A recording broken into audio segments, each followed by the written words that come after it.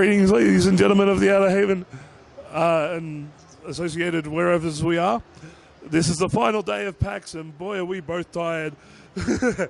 I'm sitting here with Chris from Alienware. You know, he likes to call himself Captain Fun. He's hi, Mucky Muck.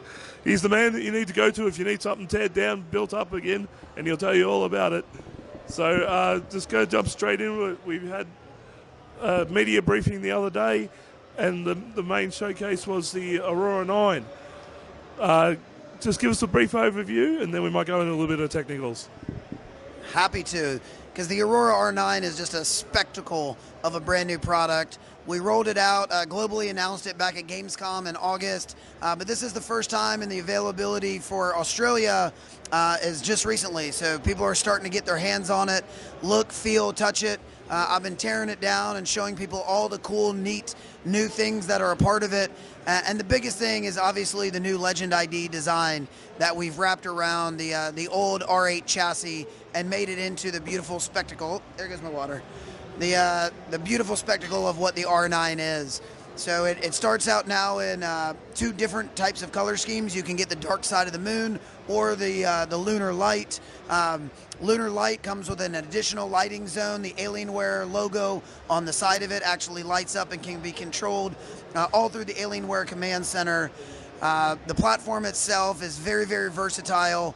It goes all the way from Core i5 all the way up to Core i9K, overclockable processors available with liquid cooling.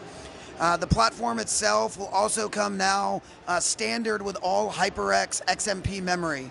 So that's a very cool thing we've added to the platform, allowing customers to even overclock the memory to get the most performance out of the system and really fine-tune and dial in every ounce of performance out of the system. Well, that definitely took care of the next one. I was going to ask you to sort of give us a brief rundown on the process of the RAM and all that fun stuff, but you've already done that. I love it when these interviews do themselves. But all right, we'll go to the question that I know was asked on Friday, but it was actually quite amusing. I'm still wondering if you actually found an answer yet. Dark side of the moon, where's the... were you sort of waiting for the lawyers to approach, or you got everything locked down already? I think we're good. We did go through an extensive trademark search. The odd thing about, or the funny thing about it is just everyone knows, you know, where it came from, but it's such a different category that it, you know, our legal team gave us a thumbs up. We're okay using it because we're talking about a computer instead of a song lyrics. Most definitely. Now, I remember last year, if I remember correctly, was the M15 Laptop. Have we got any improvements in the laptop since the M15, or is the main focus just the Aurora systems at this point? No, if you rewind all the way to last year, that's when we did introduce the M15. Later that year, we introduced the M17. And then just this past June, both products, the M15 and M17, both got completely updated. So they got thinner, they got lighter, they got more performance with Intel's 9th generation processors, all the way up to NVIDIA 2080, RTX, MQ graphics. We introduced 144 hertz and 240 hertz panels to both those platforms. In addition, we added some really cool screen technology backed by a company called iSafe. You know, we know that gamers and just enthusiasts are spending more and more time in front of their screens. And research has shown that a certain part of the light spectrum, known as low blue light, can actually be harmful to the human eye, and over long periods of time can actually aid in eye degeneration. You know, you might have noticed on your phones or even in Microsoft's operating system, there's software that can go in and reduce the low blue light spectrum, but that really changes the overall color of the screen and adds like a yellow tint to it. Almost looks like your screen's been smoking for 20 years, right? We've added a hardware component to our screens so that we can reduce the low blue light up to 35%, but also maintain 98% of that color gamut. Yeah, I know exactly what you mean by the yellowing. I've got an iPad that does the same thing, and I hate turning that on because it's just like, I know the blue light, the whole thing about, you know, trying to get to sleep or something like that. Yeah, sorry, can't do it. You put an orange tinge over everything I'm watching, I'm like, screw it. But speaking about your monitors, you didn't mention what I thought was actually quite surprising. A lot of people are going wider you've gone sort of bigger. I noticed you did mention a 55-inch monster of a monitor. Give us a little bit about that, like how soon, and maybe even a price if possible. Yeah, we love pushing the boundaries of innovation, and it started. We've come out with really cool concepts like the Area 51 desktop replacement notebook that is just crazy spec'd out and carries desktop components inside of a notebook. The other one that we sneak peeked back at CES was the 55-inch OLED gaming monitor. Lots of people thought it was a concept car, and we never actually bring it to market. But we're here at PAX showing it off in its final state. It'll be arriving in the Australian market, I think in November, certainly in time for the holidays. A price of $8,999. So it's a very high-end premium monitor, but it's uniquely and specifically made for gaming. So it's OLED, 55-inch, and 120 hertz. So you're going to get beautiful blacks. You're going to get 1 to 1,000 contrast ratios. But the big deal, not only in the 0.5 millisecond response time, but it also includes AMD Freesync technology. So the idea is the output from your graphics card will be synced to the refresh of the display, and that's really important. It matters in notebooks on even 15 and 17-inch screens, but you can imagine when you extrapolate that to 55-inch, the tearing and the lag within that screen is just obnoxious. And so having AMD FreeSync technology is critical, and that's really what drives it and separates this to be a gaming monitor versus just a standard OLED TV. That's awesome. And at $899, that's a fair price for a 55-inch. Even a television's around about that price as well. So, and you don't get half the refresh rate or anything out of a TV as you do with a specialized monitor. Now, just sort of a bit of a personal opinion, like without the marketing involved, have you seen the NVIDIA RTX, the new light shading that they've got out? I don't know. Is there something new? Is there an update? NVIDIA's doing basically ray tracing. Ray tracing, yes. I've seen some of the ray tracing demos. Yeah. What do you think? Yeah, I think it's going to be a new step function in terms of photorealism. NVIDIA has done an amazing job here with their hardware. Now it's time for the software companies to catch up. Right, so we've seen a few titles come out this year that take advantage of it. NVIDIA has an amazing publisher-developer team. They're working with all of the major pubs to come out with next year's games. I think we're going to start seeing a lot more that take advantage of it. I think they made a really smart move by, through their drivers, enabling even the GTX cards to allow you to turn on ray tracing. It may absolutely crush your system and bring your frame rate to a crawl, but at least what it allows the gamer to do is see some of the difference, and then they can make the conscious decision, hey, do I want to upgrade to that RTX to really get the hardware component? So I think what it does to games is amazing. We just need more games taking advantage of it. We work with NVIDIA hand in hand to fine-tune our drivers, make sure that they're the most optimized so that we can get the best performance out of them. And I do think ray tracing will be a big deal. I'm hearing from other players in the gaming space that do graphics as well. There's not too many of them. I'm sure you can figure those out. They're talking about ray tracing as well. And so, when you start to see more technology companies getting on board, it's not just a hot topic that's going to fade away. It will become part of our gaming adventure moving forward. Now, with your role in marketing, one thing I did notice was the way that you are engaging with the players. You're not just engaging with just the esports guys.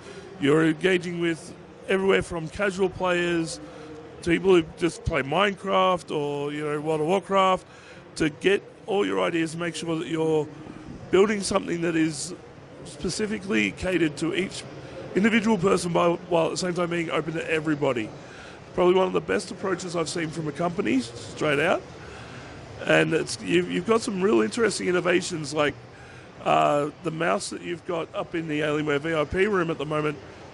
Something as simple as being able to change how the friction on the mouse wheel works. Yeah. Like, how'd you come about that? It's like it sounds so simple, Yeah. but at the same time, you never really notice you needed it until you actually see it. Yeah, it's true. We spend a lot of time talking to customers, to fans, to our community. We actually we run our self-built community called the Alienware Arena.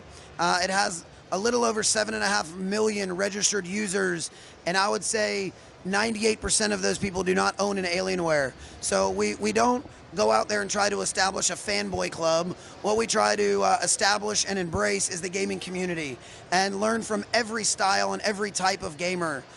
Specific to the mouse, we actually got some of that feedback from our collaboration with some esports teams, Team Liquid in particular. And unique to peripherals, we spend a lot of time with those esports clubs and understanding what they like and what they need. Sometimes you have to take it for a grain of salt because an esports player is very focused on one game and one mission to win millions of dollars, and we're building hardware for all the gamers. But one thing that they pointed out to us was the ability, some games, they wanted extreme control and precision over that mouse scroll, and sometimes they really wanted to go fast. If they had a real big inventory, speed was the utmost importance. And so it was kind of an aha moment when we said, hey, we can build in a switch that gives you either or, depending on what type of game style you're playing. We're really happy about it, really cool, and again, sometimes the simplest things just make the biggest difference. Yeah, I can definitely tell. I'm going to have to get my hands on the mouse. As a World of Warcraft player, I'm only playing a tank. I need to zoom in and out quite a lot, so that's going to come in really handy for me.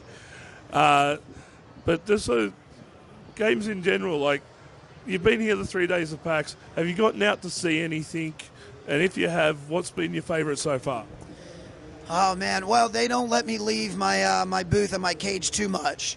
But on my walks around, I was actually just walking around checking out some of the tabletop gaming. I love PAX, and I love the fact that they embrace every style of gaming, from tabletop to card gaming, old school arcade gaming, VR, PC, console. What I'm most excited about, I'm a big first-person shooter, so I'm trying my hardest to get into the Call of Duty beta. I love a really good linear, in-depth storyline. Probably one of my favorite games was Call of Duty Modern Warfare 4. And so now that they're kind of bringing it back, I'm really excited to get into that. It also sounds a little cliche, but Cyberpunk is probably one that I'm super excited about for next year as well. Yeah, I can't wait for Cyberpunk. I've actually got to do interviews with them later this afternoon. I have played the Call of Duty beta that they've got here at PAX over at the PlayStation booth. It's fantastic. Now, I definitely say if you get them give you some time off. Tell them I've got to do it. Damn it, and go over there and play it. Get yourself out there. By the sound of my voice, you can tell I only got one or two more good interviews, and then hopefully they'll let me go because I just won't be able to talk anymore, and I can get some gameplay in.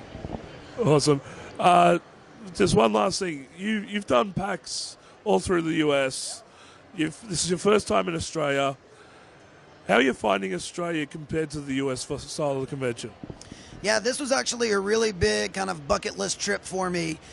Great opportunity to come out here and literally see the other side of the planet.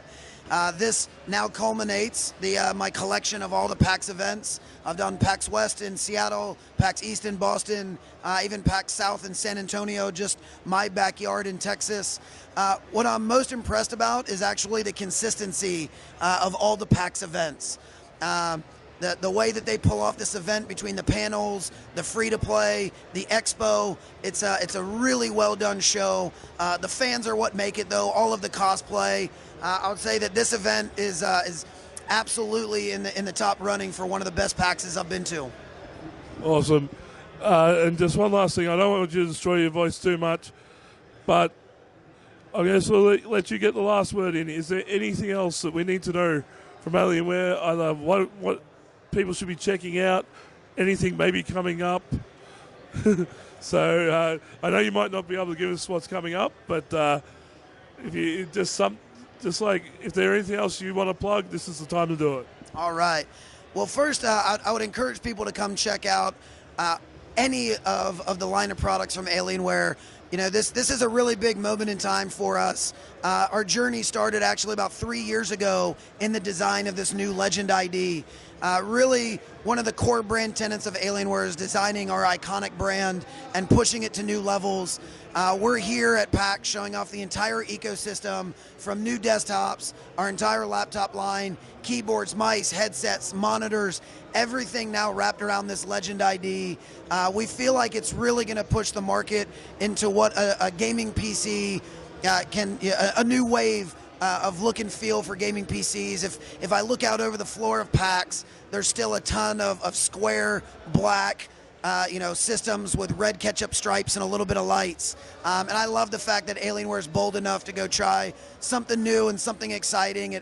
I think it looks great. I hear from you guys that you like it. So I'd encourage people to come check it out. Get in with, we have some very affordable peripherals.